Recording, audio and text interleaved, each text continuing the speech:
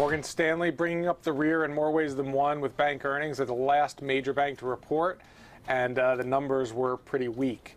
Anthony Curry's been looking at it and thinks that maybe James Gorman's strategy is in a little bit of trouble. Yeah, it could be. If you look, he's got two big things he wants to do. He wants to get global wealth management pre-tax margins up to 20%. It's nowhere near. Now, that's because markets are pretty bad, but it's still at 12%, pretty low. B of A is making 20% pre-tax margins. Secondly, the other thing is trading, fixed income trading, which you may remember they jumped out of after the crisis, right, back in and out. And they going for the low-risk strategy. Going for the low-risk strategy, obviously. And they had the worst drop from the first quarter of any of the banks by a long way. Most of them was between 20 and 40% drops.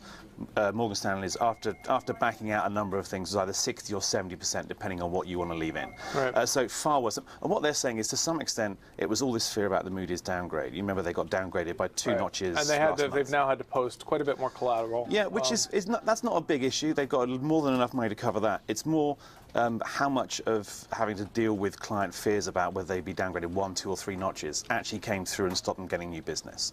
And that's they won't quantify. So there was a fear of 3 notches. They came into 2, yeah, and so that should have been sort of a pleasant surprise. Yeah, but that was late in the quarter. So, yeah, but that's the thing. I think that's where you could look at this and say, look, strip everything out, you've got an awful 2% return on equity, worse than virtually everyone else, probably everyone else actually.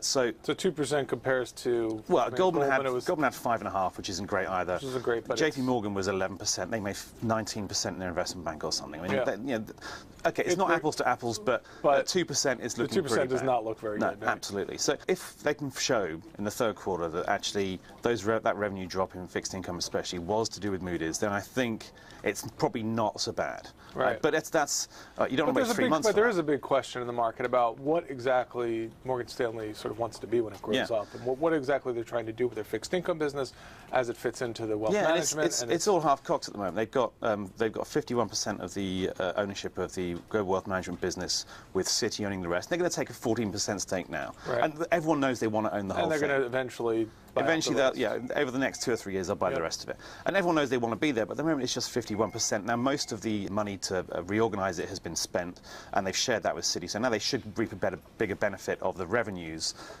going forward. One hopes. But again, it's kind of half-cocked. From your view, I mean, sort of how many more quarters are investors going to be patient with Gorman, who has been preaching patience, on his plan? I mean, well, I mean, the one thing he's got going for him is that all the other banks are struggling as well, and if this one quarter is really just because of Moody's, then he can probably muck through. Don't forget, in the first quarter, he got a 9% return, not too bad, right, considering where they were coming from. So Q3 could be quite pivotal then. Q3 is Q4 the important ones. Otherwise, you've got to start thinking 2.5, 3 years on from taking over, just what is his strategy achieving? And if it's not enough, then is there something else they can do with someone else? Good. We will leave it there, and we'll be back with more Breaking Views tomorrow.